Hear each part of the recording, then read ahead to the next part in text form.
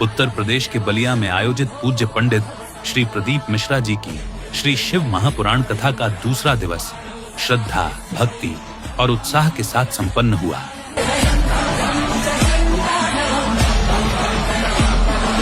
कथा के माध्यम से महादेव की असीम कृपा, भक्ति की शक्ति और मानव जीवन में धर्म के महत्व को सरल शब्दों में समझाया गया।